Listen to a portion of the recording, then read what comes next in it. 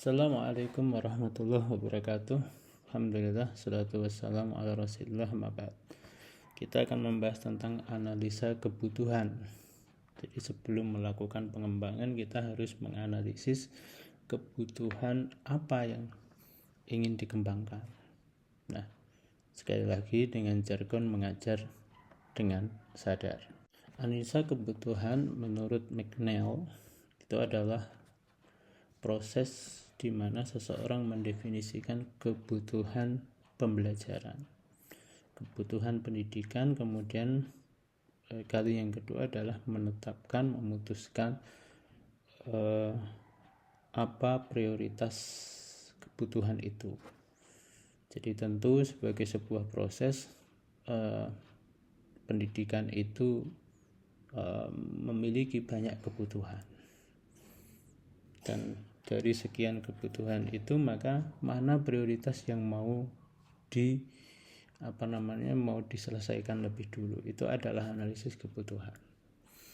Atau dalam bahasa lain, analisis kebutuhan adalah proses sistematis untuk mengidentifikasi dan mengevaluasi kesenjangan antara kondisi aktual dan kondisi ideal, guna menentukan apa yang perlu dilakukan untuk menjembatani kesenjangan tersebut. Jadi semua proses itu secara filosofinya tentu dia tidak di posisi ideal. Ketika semua proses sudah sampai ideal, maka itu sudah selesai. Kenapa yang diprosesin lagi kan gitu. Tetapi karena kita ini selalu ada kondisi aktual yang sekarang kita jalani sama sesuatu yang kita harapkan yang itu ideal, dan setiap manusia harapannya tidak mungkin terwujud dalam bentuk ideal. Nah, lebih spesifik lagi, para pakar membagi jadi dua. Jadi ada yang namanya kebutuhan, ada yang namanya keinginan, need dan want. Kalau kebutuhan itu objektif, mendesak, penting. Tetapi kalau want subjektif. Keinginan itu subjektif, tidak selalu mendesak. Kemudian kalau kebutuhan itu berdasar analisis kesenjangan, tapi kalau want itu berdasar preferensi atau harapan. Kalau need itu mempengaruhi kinerja atau hasil, maka want meningkatkan kenyamanan atau kepuasan. Kalau need itu prioritasnya tinggi, maka want itu rendah. Oke. Langkah-langkah analisis kebutuhan pertama adalah pengumpulan informasi. Jadi untuk menentukan mana yang mau diperbaiki dulu, nah itu tentu harus dikumpulkan dulu. Apakah masalahnya itu 1 atau 2 atau 3. Nah itu dikumpulkan semuanya. Nah itu informasinya, apakah seluruh ini prosesnya dari semua unsurnya, semua komponennya dikumpulin semua. Nah itu dikumpulkan dari mulai tujuannya, dari mulai desainnya, mulai perangkatnya, dari mulai gurunya dan seterusnya. Kemudian identifikasi kesenjangan melalui organizational element model. Jadi model komponen organisasi. Jadi kita lihat misalkan input dengan output. Oh inputnya kurang bagus, maka gimana? Ini kesenjangannya di sini. Oh ini inputnya udah bagus-bagus, kok outputnya jelek. Oke, ini ada problemnya di mana? Mungkin di prosesnya atau mendefinisikan produknya dan seterusnya. Nah kemudian kita akan bicara dengan outcome-nya misalkan begitu. Nah jadi elemen-elemen ini ada input masuknya, kemudian proses, produk, hasilnya. Nah dari produk itu kita output dan outcome. Kemudian kita analisis performance. Jadi setelah semua komponen tadi di outcome-nya sudah, output-nya sudah, produknya sudah, kira-kira itu, maka kemudian tinggal kita cari menganalisis bagaimana selama ini prosesnya. Jadi performance, tampilannya, bagaimana mereka selama ini bekerja, gurunya bagaimana, penunjangnya bagaimana, kebijakannya bagaimana, iklimnya bagaimana. Oh lah, kok semuanya sudah baik, maka kemudian kita identifikasi hambatan, kemudian identifikasi karakteristik siswa, kemudian identifikasi tujuan, kemudian menentukan permasalahan. Jadi setelah identifikasi hambatannya apa, jadi ini sudah ketemu, outputnya sudah ketemu, ada senjang dengan produknya, oke. Terus kemudian misalkan gurunya begini, penunjangnya kurang begini, oke. Berarti hambatannya apa, dicari sebabnya kenapa kok guru nggak bisa maksimal. Oh, barangkali gajinya kurang, oke. Setelah itu dilihat juga karakteristik siswanya. Nah, dari sekian data-data itu kemudian kita baru menentukan permasalahan. Nah, permasalahan inilah yang nanti mau kita urai dalam pengembangan. Nah, kemudian ada pun cara untuk analisis kebutuhan, ada macam-macam, ada wawancara, ada kuesioner, ada observasi, dokumentasi, FGD, critical incident technique, Delphi teknik, benchmarking, SWOT analisis. Oke, ini nanti kita akan bahas berikutnya. Langkah-langkah analisa kebutuhan menurut Zhang, Pino, Emory disederhanakan dengan ROPS, Research Utilizing Problem Solving.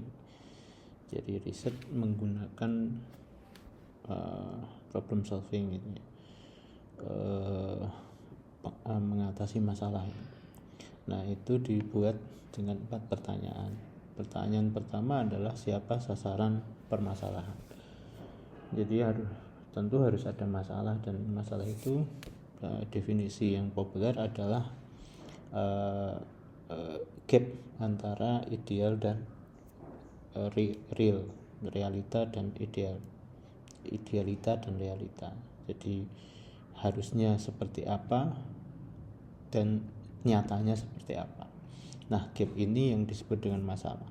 Nah, ketika kita mau menganalisis kebutuhan, kira-kira siapa sasaran permasalahan ini? Yang kita mau seriusi itu diri kita sendiri, atau kawan, atau sistem, atau yang lainnya, atau muridnya, atau yang lainnya. Jadi harus diperjelas siapa sasaran permasalahan. Yang kedua, apa dan siapa faktor penyebab. Ya, ini harus didefinisikan, diidentifikasi, sehingga nanti karena bisa jadi dalam satu masalah itu dia punya banyak faktor, dia punya banyak sebab, sehingga kita harus fokus dengan satu sebab, tidak harus semuanya. Nah, kalau jadi semuanya ya tidak apa-apa, tetapi kan butuh space yang panjang, space yang besar, kemudian waktu yang lama, dan seterusnya. Terus jenis permasalahannya apa? Apakah administrasi yang mau kita bidik, apakah kompetensi, ataukah yang lainnya. Jadi tidak harus semuanya. Oh, saya mau administrasi dan kompetensi, ya silahkan, tapi ingat ada space yang terbatas dalam sebuah penelitian. Kemudian tujuan pengembangan. Jadi kira-kira ini mau direkomendasikan ke siapa, target yang mau dicapai seperti apa, dan seterusnya. Jadi kita harus fokus, misalkan ini untuk murid, berarti misalkan kenapa hasil pembelajarannya kualitasnya rendah. Oke, yang mau kita sasar kira-kira siapa? Murid. Oke. Kemudian kenapa murid dia tidak semangat belajar, kira-kira itu konklusi kita kira-kira. Maka kemudian kita lihat apa penyebabnya. Oh, barangkali mereka punya problem misalkan medianya kurang bagus. Nah, kita kemudian simpulkan, oke, kita mau kemana? Ini permasalahan ini berarti kan media. Nah, ini termasuk proses pembelajaran, ataukah regulasi pembelajaran, atau yang lain.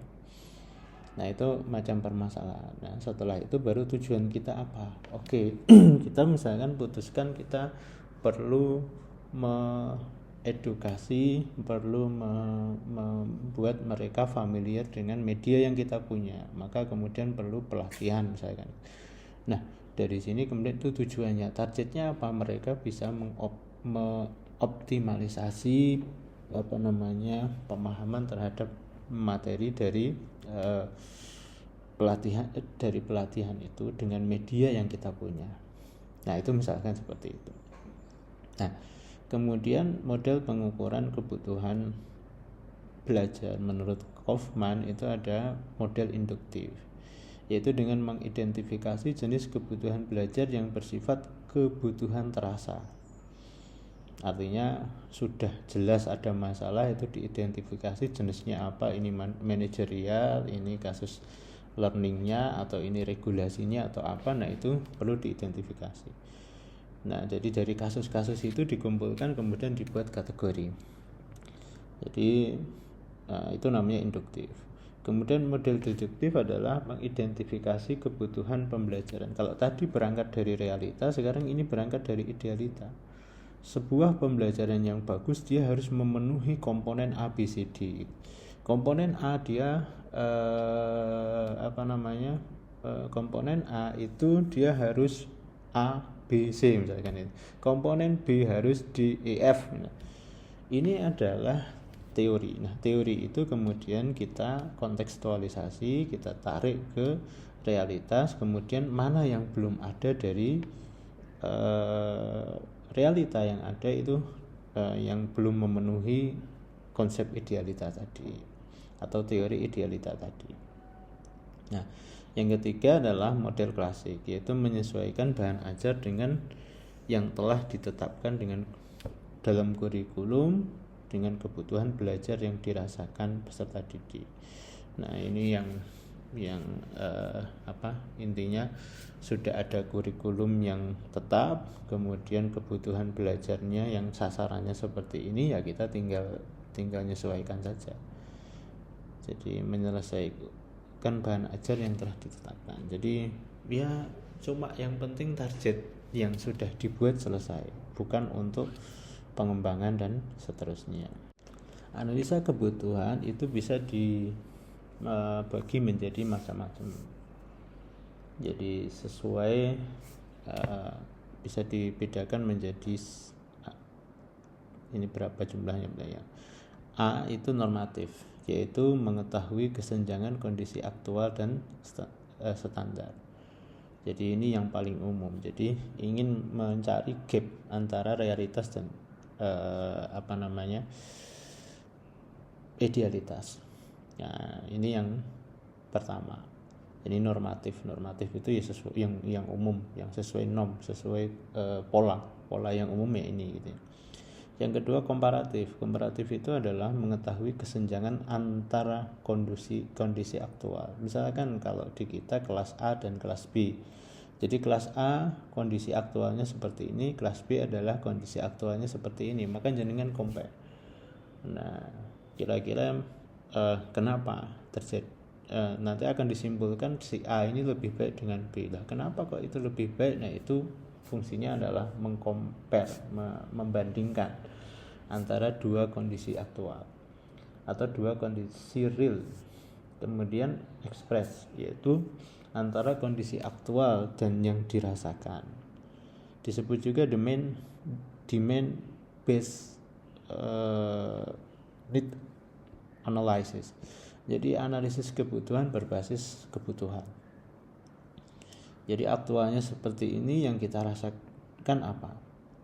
Jadi misalkan sudah ada smart classroom, tetapi yang kita rasakan kenapa nggak maksimal begitu? Itu dua hal yang perasaan kita ya itu sudah keren gitu, tetapi kenapa yang kita rasakan kok nggak maksimal gitu? Nah, itu kita butuh apa kira-kira?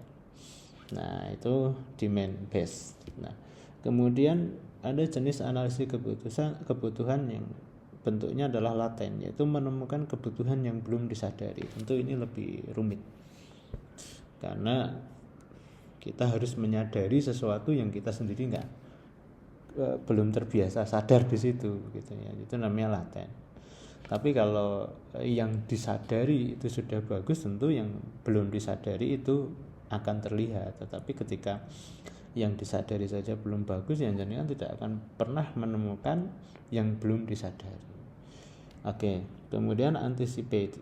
Jadi untuk mengantisipasi kebutuhan di masa depan. Misalkan kita masih di dunia berkembang, di sana sudah dunia maju, misalnya di sana sudah dengan teknologi yang demikian rumit, bahkan ada dunia maya, dunia virtual, dunia macam-macam gitu ya. Bahkan experience virtual experience itu sudah mulai muncul gitu ya. Nah, apa yang kita lakukan? Oke, untuk menganalisis kebutuhan. Jadi yang kita butuhkan adalah kita perlu menarik itu perkembangan ke kondisi kita. Yang kedua, kita perlu melatih tenaga kita dan juga siswa kita untuk melakukan itu. Nah, kira-kira seperti itu. Jadi jangan sampai kita terlambat dari perkembangan yang lebih awal, tetapi kita harus mengantisipasi itu. Kemudian strategis untuk mendukung keputusan strategis jangka panjang. Misalkan satu lembaga ingin dia menjadi sekolah yang di sekolah rujukan untuk kabupaten. Maka apa yang dia lakukan untuk memenuhi itu adalah analisis kebutuhan strategis. Kemudian operasional untuk menentukan kebutuhan praktis. Ya, kalau praktis ya dengan bisa kira-kira sendiri. Kemudian fungsi analisis kebutuhan bagi Marison adalah satu, mengidentifikasi kebutuhan yang relevan dengan pekerjaan dan tugas sekarang, yaitu masalah apa yang mempengaruhi hasil pembelajaran. Jadi yang pertama, jadi semua proses tentu berpikir tentang hasil. Kenapa proses tidak menghasilkan hasil yang maksimal? Tentu itu yang tugas pertama. Jadi analisis kebutuhan. Tentu di pembelajaran ini.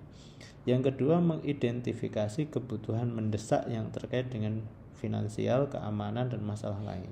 Nah, ini soal sistem. Jadi bukan soal hasil pembelajaran, tetapi soal sistem. Realnya semua analisis kebutuhan dalam pembelajaran adalah yang pertama tadi. Meskipun efeknya ya yang kedua ini adalah efek yang lain. Yang ketiga, menyajikan prioritas-prioritas untuk memilih. Setelah nanti semua data analisis kebutuhan itu teridentifikasi, maka kita akan menemukan banyak masalah. Ketika banyak masalah itu, maka kita harus menentukan mana prioritas yang harus dipilih lebih dulu. Apakah A, apakah B, ataukah AB gitu ya. Itu kira-kira seperti itu. Kemudian memberikan basis data untuk menganalisis efektivitas pembelajaran. Oke. Ini tentu ketika sudah berlangsung kemudian 2 atau 3 kali, maka kemudian kita bisa memparasikan ini lebih efektif, ini tidak efektif. Semoga ini bermanfaat. Kita perdalam dalam diskusi. Subhanakallahumma wa bihamdika asyhadu an la ilaha illa anta astaghfiruka wa atubu ilaik.